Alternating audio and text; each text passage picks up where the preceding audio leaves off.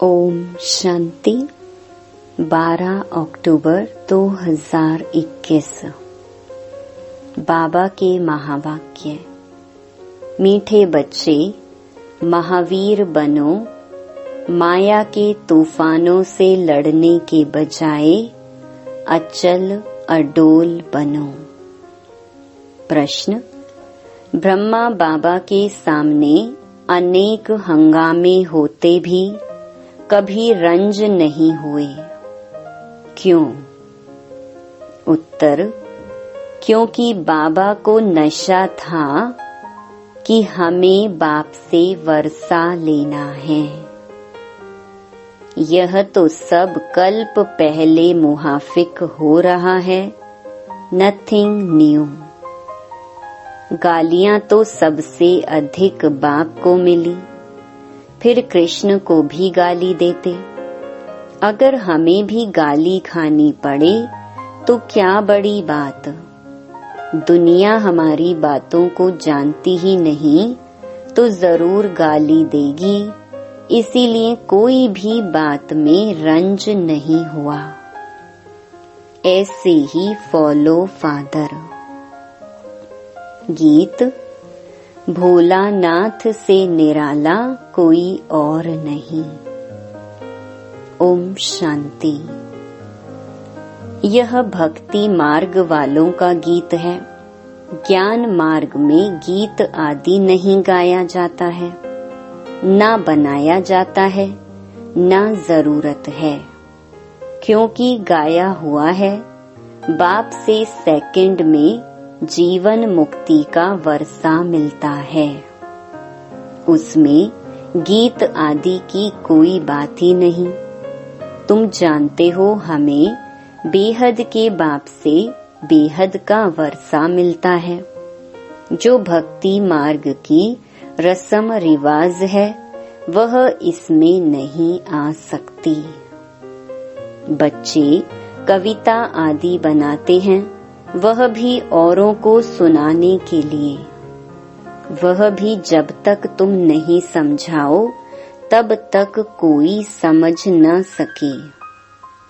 अब तुम बच्चों को बाप मिला है तो खुशी का पारा चढ़ना चाहिए। बाप ने 84 जन्मों के चक्कर का नॉलेज भी सुनाया है। खुशी होनी चाहिए कि अभी हम स्वदर्शन चक्रधारी बने हैं। बाप से विष्णुपुरी के मालिक बन रहे हैं। निश्चय बुद्धि ही विजयंती। जिसको निश्चय होता वह सतयुग में जाएंगे ही। तो बच्चों को सदैव खुशी रहनी चाहिए। Follow father. बच्चे जानते हैं निराकार बाबा जब से इस तन में प्रवेश हुआ है तो इनके पास भी बड़े हंगामे हुए। भाइयों के झगड़े, शहर के झगड़े, सारे सिंध के झगड़े चले। बच्चे बड़े हुए कहेंगे जल्दी शादी करो, शादी बिगर काम कैसे चलेगा। गीता पढ़ना मिस नहीं करते थे। जब मालूम पड़ गया कि गीता का भगवान शिव है तो वह गीता पढ़ना छूट गई। फिर नशा चढ़ गया कि हम तो विश्व के मालिक बनते हैं। यह तो शिव भगवानुवाच है, तो उस गीता को छोड़ दिया और फिर पवित्रता पर बड़ा हंगामा हुआ। भाई, काके, चाचे आदि कितने थे। इसमें बहादुरी चाहिए ना। तुम हो ही महावीर महावीरनी। सिवाय एक के और कोई की परवाह नहीं। पुरुष है रचता, रचता खुद पावन बनता है तो रचना को भी पावन बनाना है। पवित्र हंस और अपवित्र बगुले इकट्ठे कैसे रह सकते हैं। क्रिएटर तो झट हुक्म करेगा, हमारी मत पर चलना है तो चलो, नहीं तो निकल जाओ। तुमको पता है लौकिक बच्ची शादी की हुई थी, उनको मिला ज्ञान तो बोले वाह। बाप कहते हैं पवित्र बनो, तो हम क्यों नहीं बनेंगे। जवाब दे दिया पति को कि हम विष नहीं देंगे। बस इस बात पर ही बहुतों का झगड़ा चला। बड़े बड़े घरों से बच्चियां निकल आईं, कोई भी परवाह नहीं की। जिनकी तकदीर में नहीं है तो समझ भी ना सके। पवित्र रहना है तो रहो, नहीं तो जाकर अपना प्रबंध करो। इतनी हिम्मत भी तो चाहिए ना। बाप के सामने कितने हंगामे हुए। बाबा को कभी रंज हुआ देखा? अमेरिका तक अखबारों में निकल गया। Nothing new. यह तो कल्प पहले मुहाफिक होता है, इसमें डर की बात क्या है। हमको तो अपने बाप से वर्षा लेना है, अपनी रचना को बचाना है। बाप जानते हैं सारी क्रिएशन इस समय पतित है, मुझे ही सबको पावन बनाना है। बाप को ही सब कहते हैं हे पतित पावन लिबरेटर आओ। तो उनको ही तरस पड़ता है, रहमदिल है ना। तो बाप समझाते हैं कि बच्चे कोई भी बात में डरो मत। डरने से इतना ऊंच पद पा नहीं सकेंगे।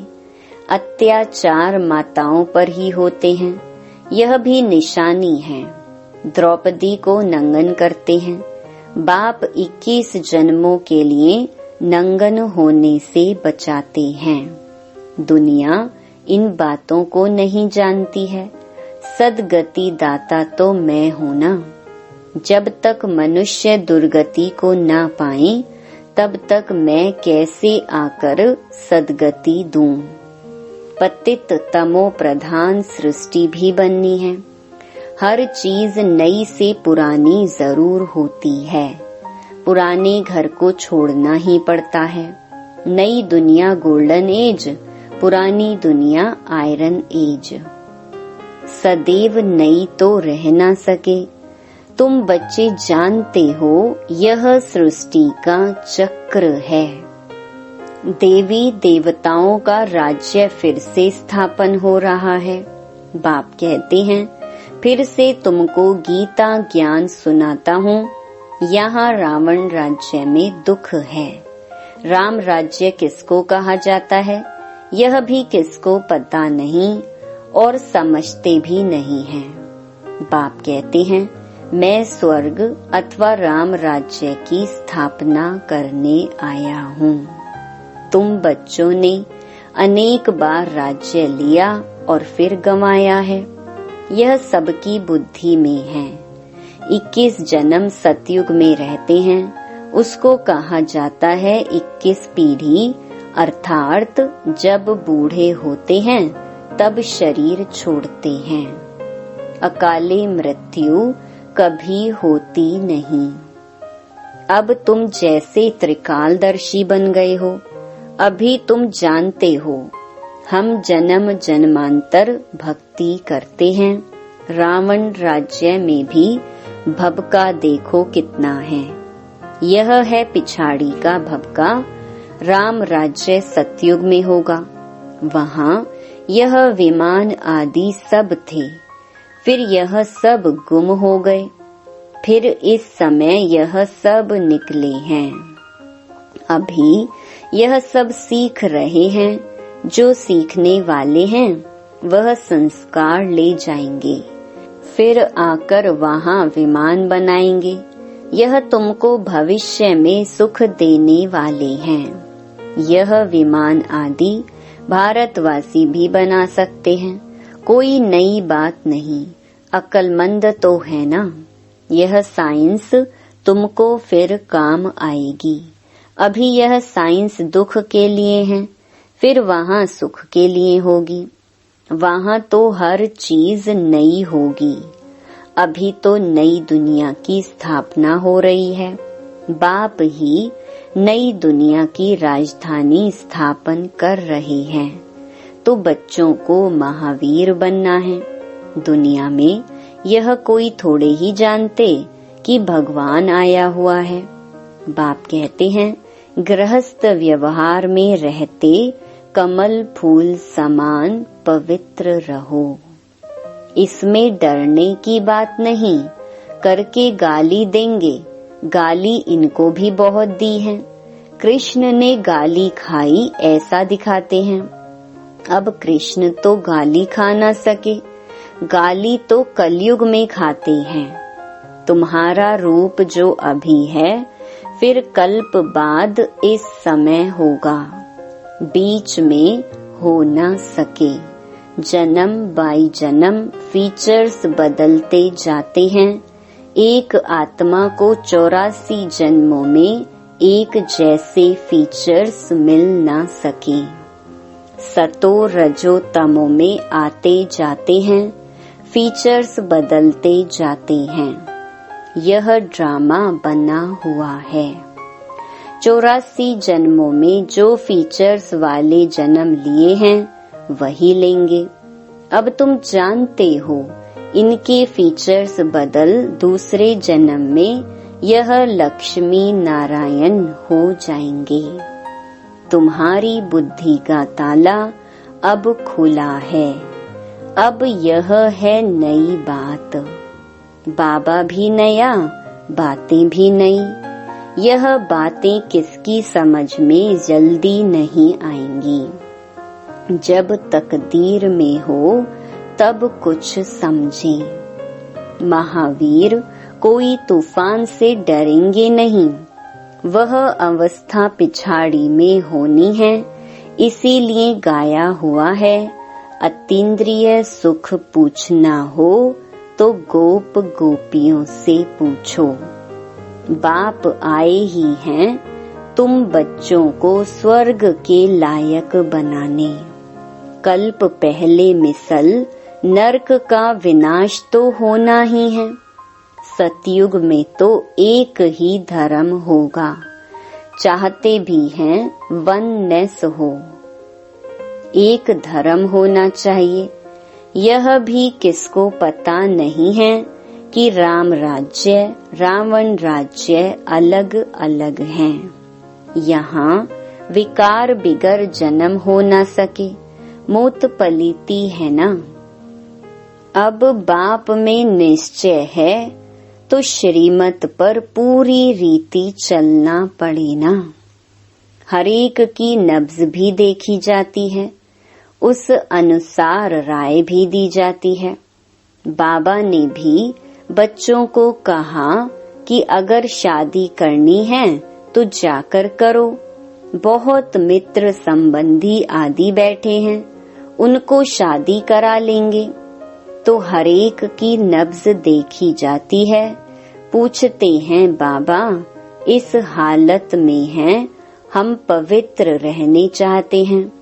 हमारे संबंधी हमको घर से निकालने चाहते हैं, अब क्या करना है? यह पूछते हो। पवित्र रहना है। अगर नहीं रह सकते हो तो जाकर शादी करो।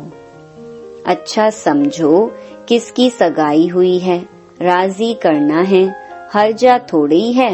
हथियाला जब बांधते हैं तो भी कहते हैं यह तुम्हारा पति गुरु है। अच्छा उस समय तुम उनसे लिखवाते जाना, मानती हो मैं तुम्हारा गुरु ईश्वर हूँ, लिखो। अच्छा अब मैं तुमको हुक्म देता हूँ, पवित्र रहना है। हिम्मत चाहिए ना, मंजिल बहुत भारी है।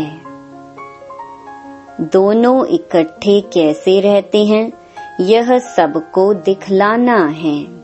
प्राप्ति बहुत जबरदस्त है। आग तब लगती है जब प्राप्ति का पता नहीं है। बाप कहते हैं इतनी बड़ी प्राप्ति होती है तो एक जन्म पवित्र रहो तो क्या बड़ी बात है।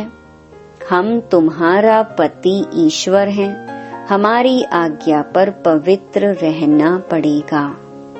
बाप युक्तियां बता देते हैं।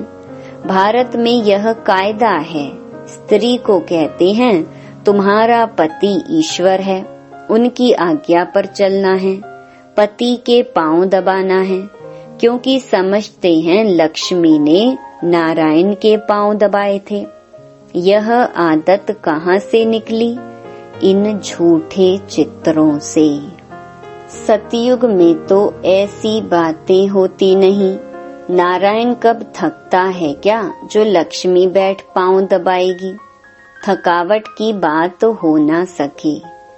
यह तो दुख की बात हो जाती है। वहाँ दुख कहाँ से आया? तो कितनी झूठी बातें लिख दी हैं।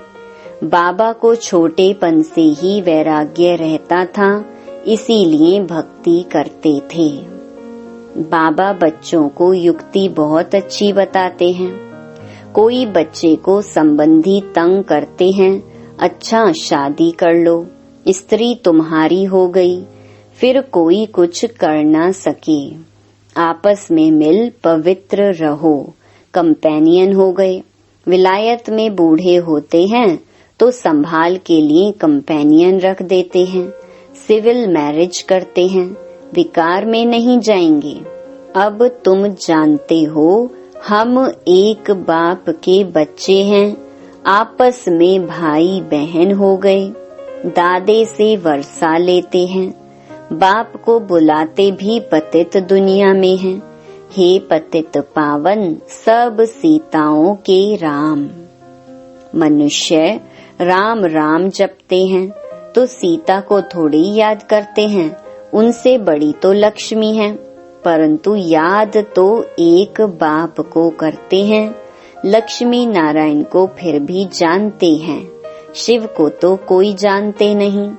आत्मा बिंदी है तो आत्माओं का बाप भी बिंदी होगा ना। आत्मा में सारा ज्ञान है, उनको कहा जाता है ज्ञान का सागर। तुम आत्मा भी ज्ञान सागर बनती हो। ज्ञान सागर बैठ तुम आत्माओं को समझाते हैं। आत्मा चैतन्य है, तुम्हारी आत्मा ज्ञान का सागर बन रही है। सारी सृष्टि के आदि मध्य अंत का ज्ञान तुमको है। मीठे बच्चों को हिम्मत रखनी चाहिए, हमको बाबा की श्रीमत पर चलना चाहिए ना। बेहद का बाप बेहद के बच्चों को स्वर्ग का मालिक बनाते हैं, तो बाप कहते हैं तुम भी अपनी रचना को हाथ में रखो। अगर बच्चा तुम्हारी आज्ञा नहीं मानता है तो बच्चा बच्चा नहीं, वह तो कपूत ठहरा। आज्ञाकारी फरमान बरदार बच्चा हो तो वर्षे का हकदार बन सकता। बेहद का बाप भी कहते हैं मेरी श्रीमत पर चलेंगे तो तुम ऐसे श्रेष्ठ बनेंगे, नहीं तो प्रजा में चले जाएंगे। बाप तुमको नर से नारायण बनाने आए हैं। यह है सच्ची सत्य नारायण की कथा। तुम राजाई प्राप्त करने आए हो, अब मम्मा बाबा राजा रानी बनते हैं, तो तुम भी हिम्मत करो। बाप तो जरूर आप समान बनाएंगे, प्रजा बनने में ही राजी नहीं होना चाहिए। पुरुषार्थ करना है, हम बाप से पूरा वर्षा लेंगे, वारी जाएंगे। तुम उनको अपना वारिस बनाएंगे तो यह तुमको 21 जन्मों के लिए वर्षा देंगे।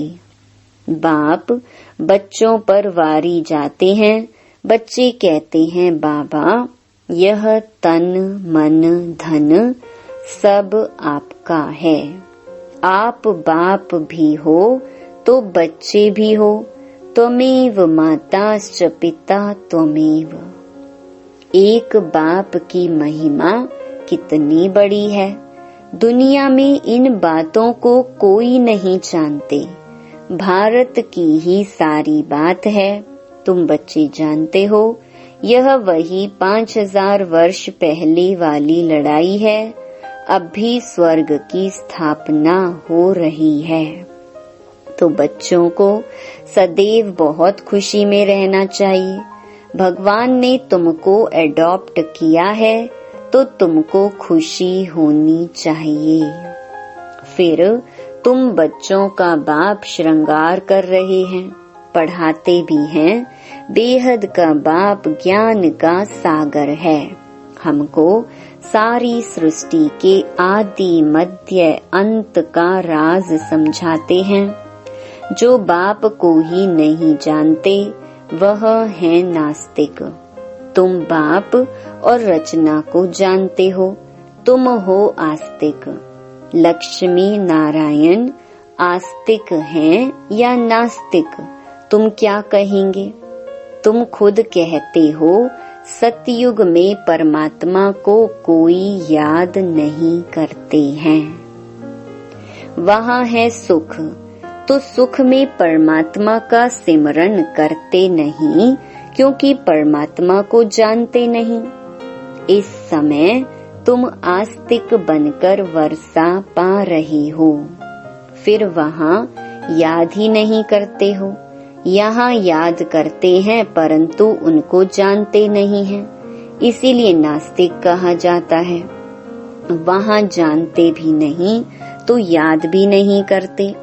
उन्हों को यह भी पता नहीं होगा कि यह वर्षा हमको शिव बाबा से मिला है, लेकिन उनको नास्तिक नहीं कहेंगे क्योंकि पावन है।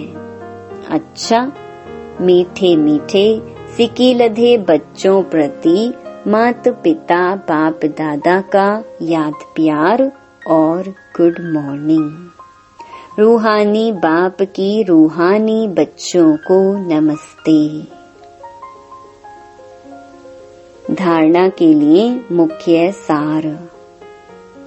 पहला, श्रीमत पर चलने की पूरी हिम्मत रखनी है। किसी भी बात में डरना व रंज नाराज नहीं होना है। दूसरा, अपनी रचना अपने हाथ में रखनी है, उन्हें विकारों से बचाना है, पावन बनने की राय देनी है। वरदान, शरीर को ईश्वरीय सेवा के लिए अमानत समझकर कार्य में लगाने वाले नष्टो मोहा भव। जैसे कोई की अमानत होती है तो अमानत में अपनापन नहीं होता, ममता भी नहीं होती है, तो यह शरीर भी ईश्वरीय सेवा के लिए एक अमानत है। यह अमानत रूहानी बाप ने दी है तो जरूर रूहानी बाप की याद रहेगी। अमानत समझने से रूहानियत आएगी, अपनेपन की ममता नहीं रहेगी। यही सहज उपाय है निरंतर योगी नष्टो मोहा बनने का। तो अब रूहानियत की स्थिति को प्रत्यक्ष करो। स्लोगन, वानप्रस्थ स्थिति में जाना है तो दृष्टि वृत्ति में भी पवित्रता को अंडरलाइन करो। ओम शांति।